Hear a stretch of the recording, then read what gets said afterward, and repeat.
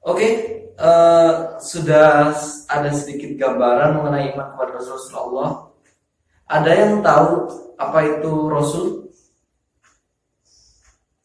Belum ya? Ada yang tahu bedanya Rasul dengan Nabi? Oh, masih belum juga. Oke.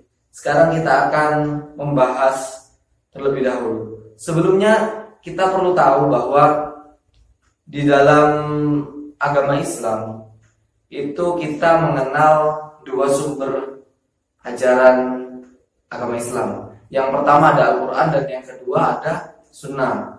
Nah, di Al-Quran itu kita harus paham bahwa Al-Quran itu adalah kalamullah. Jadi kalamullah ini berasal langsung dari Allah Subhanahu wa taala. Nah, disempurnakan lagi atau diperinci lagi dengan sunnah-sunnah dari Nabi. Nah, nanti akan ada pembahasan mengenai Nabi dan Rasul. Jadi ini juga salah satu hal penting bagaimana kita mengimani Rasul Allah sebagai salah satu pedoman dan suri tauladan bagi kehidupan kita semua. Untuk nanti kita pembelajarannya masih sama seperti yang kemarin.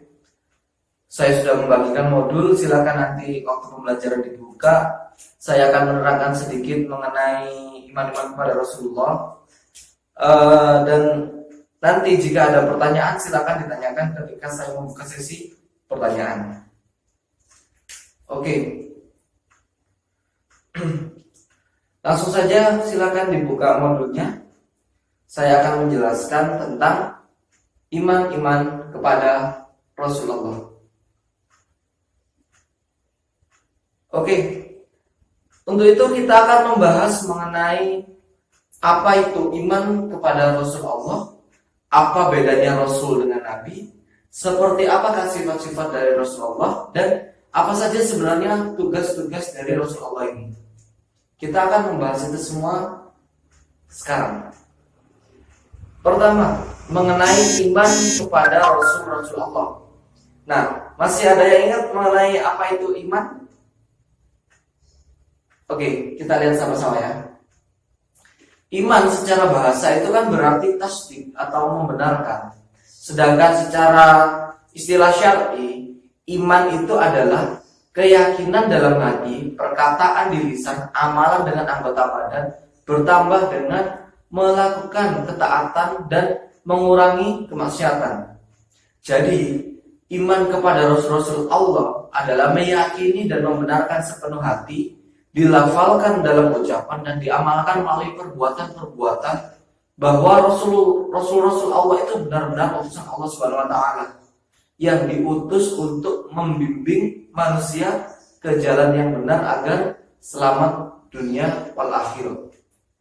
Jadi itu adalah definisi tentang iman kepada Rasul Allah.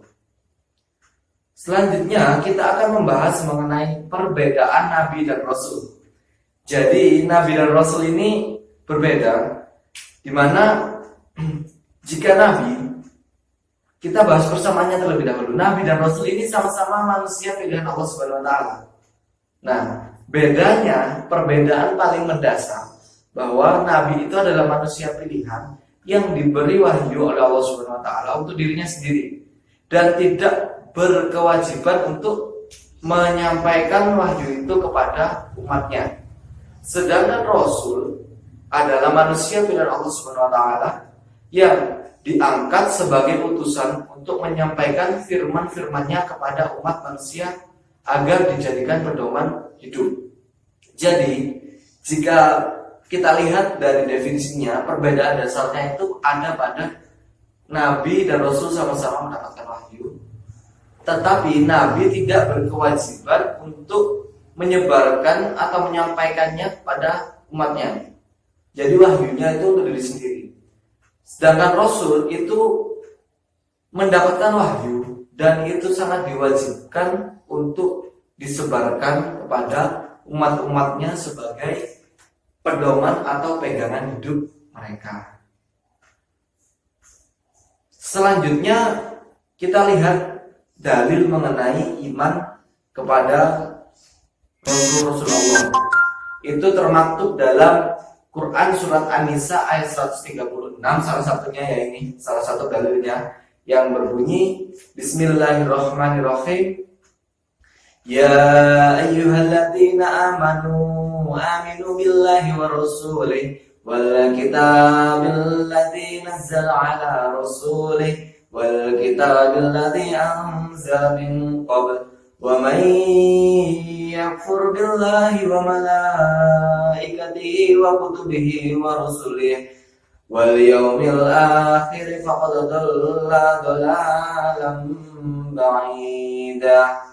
Yang artinya, wahai orang-orang yang beriman, tetaplah beriman kepada Allah dan Rasul-Rasulnya, kepada kitab yang Allah turunkan kepada Rasul-Rasulnya, serta kitab yang telah Allah turunkan sebelumnya.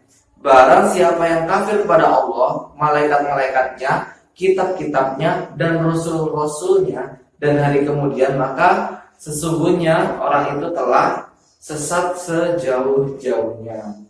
Jadi kita lihat dari dalil di sini, wahai orang-orang yang beriman, tetaplah beriman kepada Allah dan Rasul-Rasul dan kepada kitab yang Allah turunkan kepada Rasul-Rasulnya, serta kitab yang Allah turunkan sebelumnya.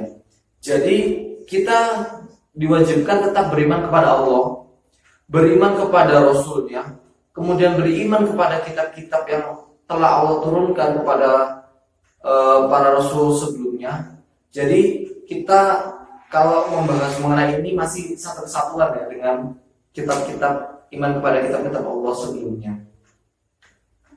Barang siapa yang kafir, barang siapa yang kufur kepada Allah, kepada malaikat-malaikatnya, kitab-kitabnya dan rasul-rasulnya, maka mereka itu sedang tersesat sejauh-jauhnya. Jadi kita memahami rukun iman ada 6, itu wajib kita imani semua. Ketika kita tidak mengimani salah satu dari mereka, maka naudzubillah min dzalik, kita termasuk golongan orang-orang yang tersesat tadi. Maka dari itu kita harus paham, kita harus tahu, kita harus mengamalkan apa yang ada pada kitab, apa yang ada pada rukun iman.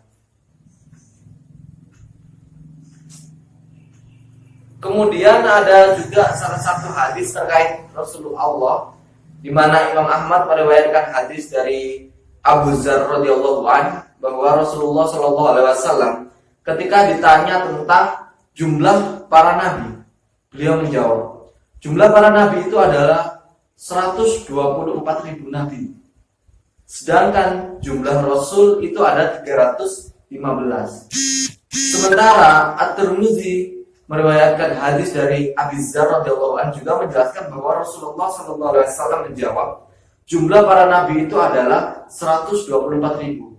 Sedangkan jumlah rasul itu 312. Jumlah nabi yang mendapat gelar ulul azmi ada 5, yaitu Nabi Nuh, Nabi Ibrahim, Nabi Musa, Nabi Isa, dan Nabi Muhammad sallallahu alaihi wasallam. Biasanya untuk memudahkan itu kita singkat dengan NIMIM. Nah, itu adalah nabi yang mendapat gelar ulul azmi. Selanjutnya kita bahas mengenai sifat-sifat Rasulullah. Nah, di sini sifat-sifat Rasulullah itu terbagi menjadi 3. Ada sifat wajib, ada sifat mustahil, dan ada sifat jaiz. Nah, kita bahas terlebih dahulu di sifat wajib. Sifat wajib terbagi lagi menjadi 4, yaitu siddiq, amanah, tabligh, dan fatonah. Sedangkan sifat mustahil terbagi juga menjadi 4, ada kizib, ada khianah, ada kitman, dan ada balada. Itu untuk sifat mustahilnya. Dan di sifat jaiznya, ini adalah sifat jaiz bagi Rasulullah, itu adalah sifat kemanusiaan ya. Jadi tidak jaiz seperti Allah, tapi jaiznya manusia, yaitu al-ardul basyariyah, yang artinya Rasul memiliki sifat-sifat sebagaimana manusia, seperti rasa lapar, rasa haus, sakit, tidur, sedih, senang, berkeluarga, dan lain sebagainya. Bahkan seorang Rasul pun, meskipun manusia pilihan Allah, itu tetap meninggal sebagaimana makhluk lainnya. Jadi sifat jais di sini adalah jais dalam ranah kemanusiaan, bukan jais ranah ketuhanan. Selanjutnya ada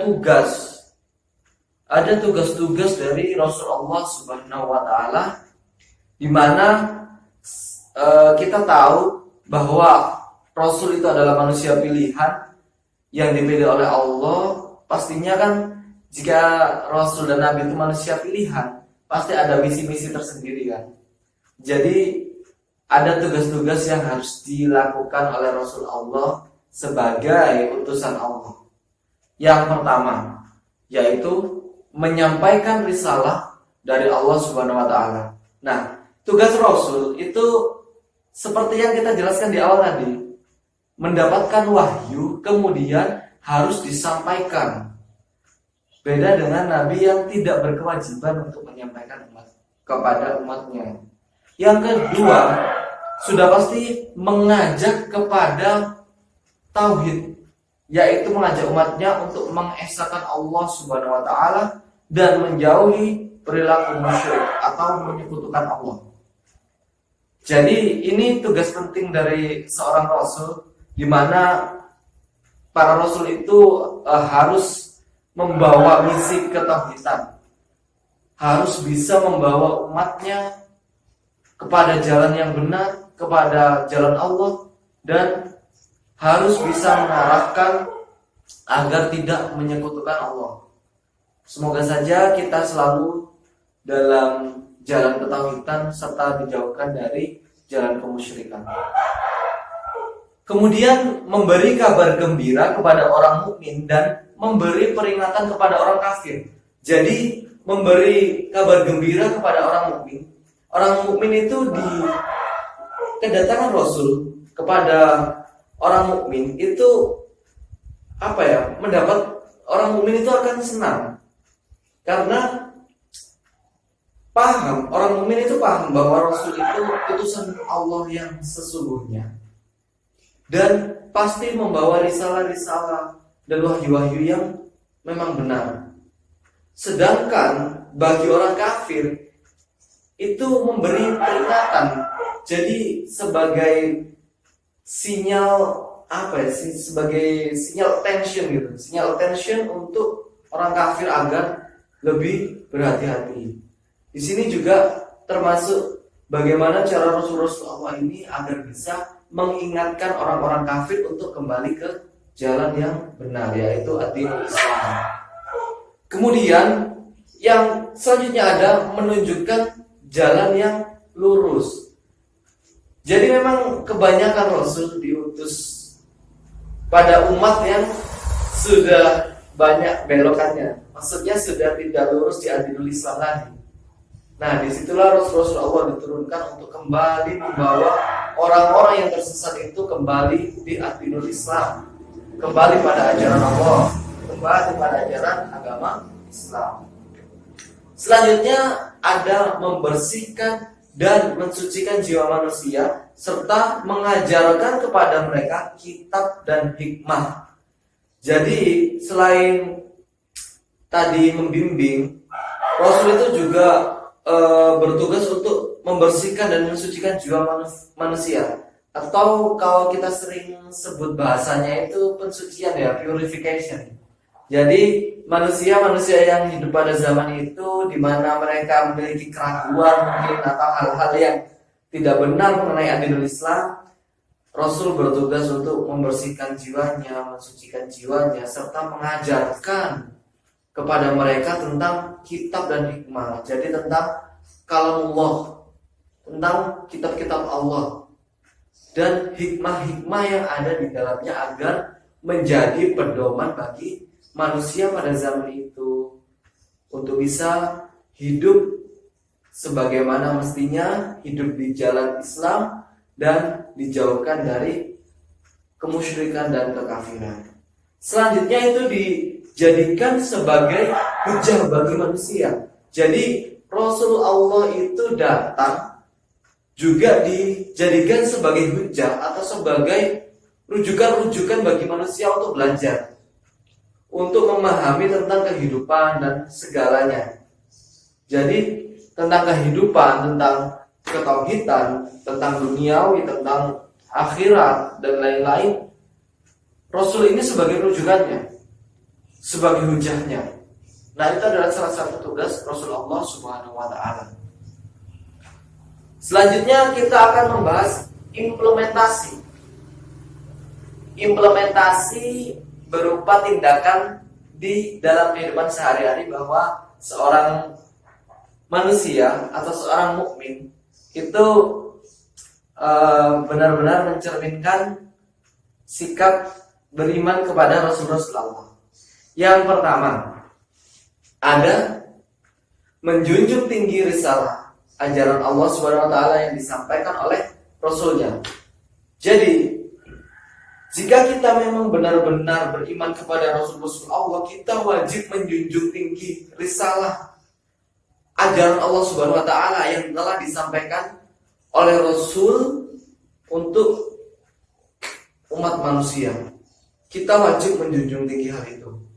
Yang kedua, melaksanakan perintah Rasul untuk beribadah hanya kepada Allah Subhanahu wa taala, menjalankan perintah ketauhidan, tentang ajaran ketauhidan yang sudah diajarkan oleh Rasulullah SAW dan Rasul-Rasul sebelumnya.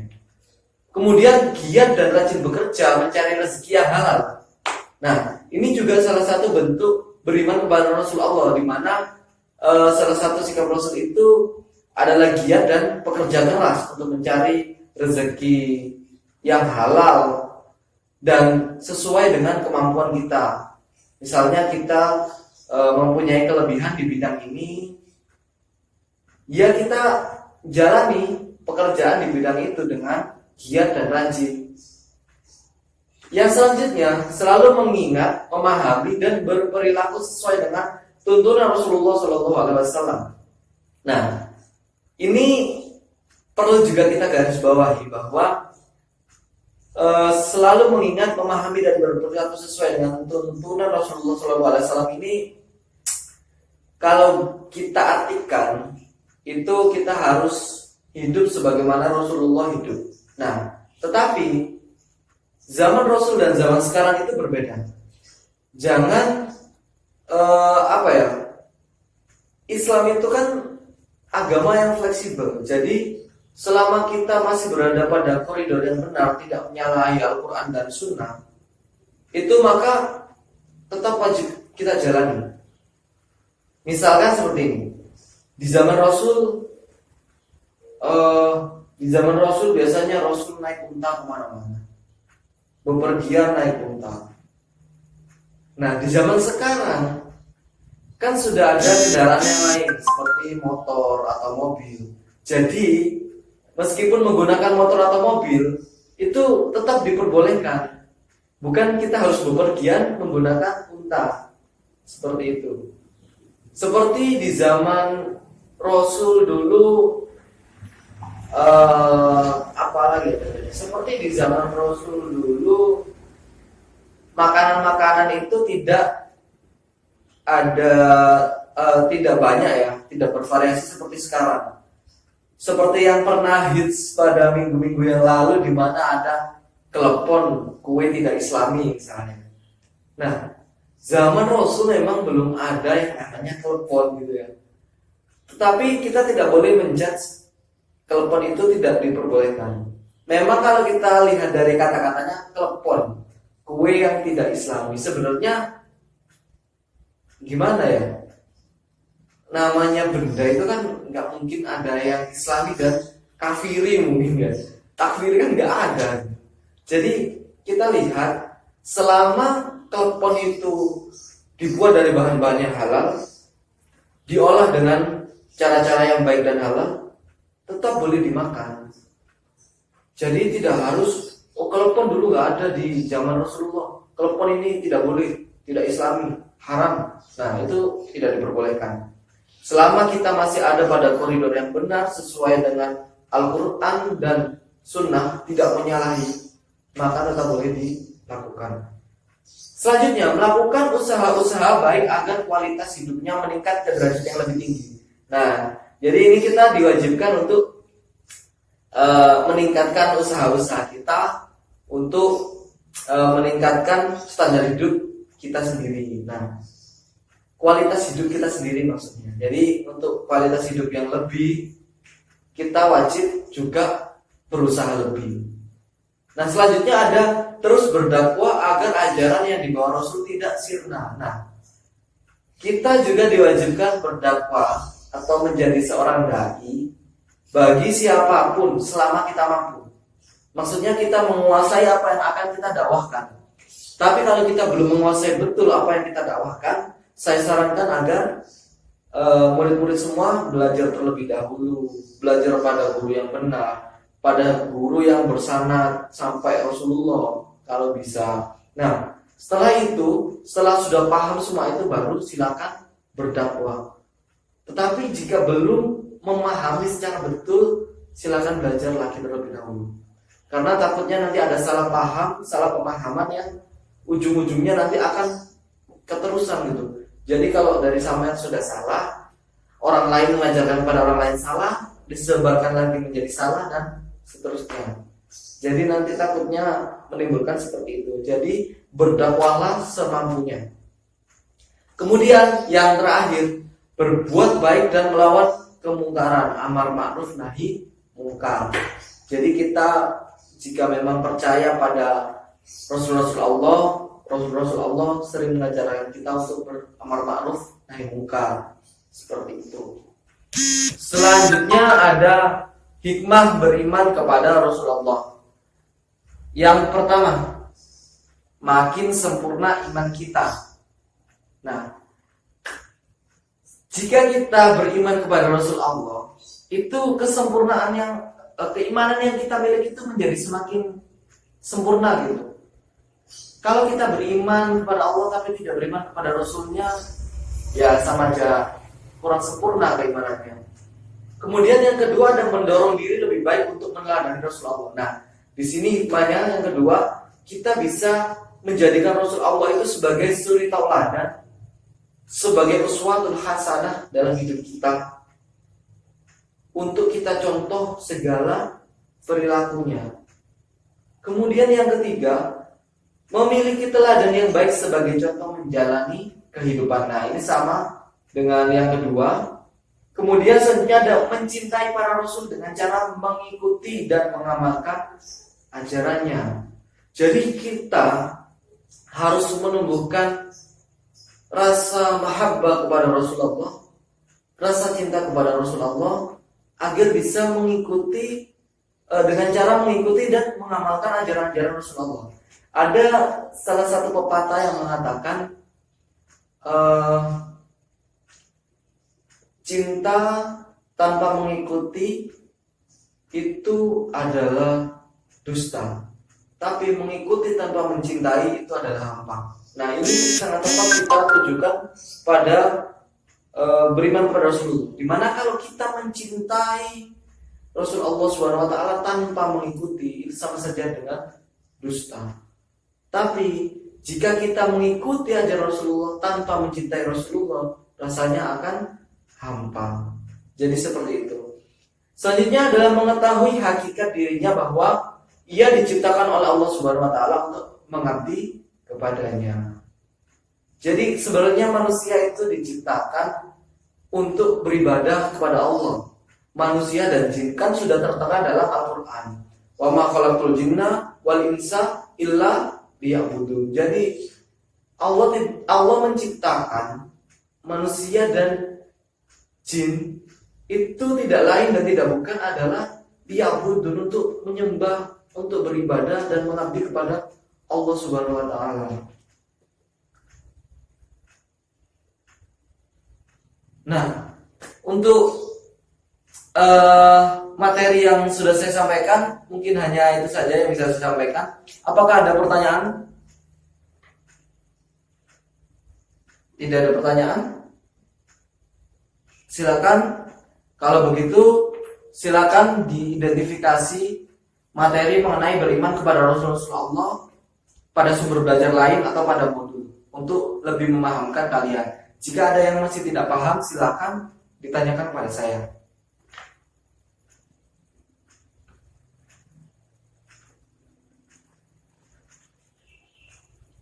Oke, bagaimana, sudah paham semua? Alhamdulillah. Sekarang di bagian modul itu ada LKPD atau lembar kerja peserta didik yang harus dikerjakan. Silakan dikerjakan dari sekarang. Saya tunggu waktunya 45 menit dari sekarang. Silakan dikerjakan.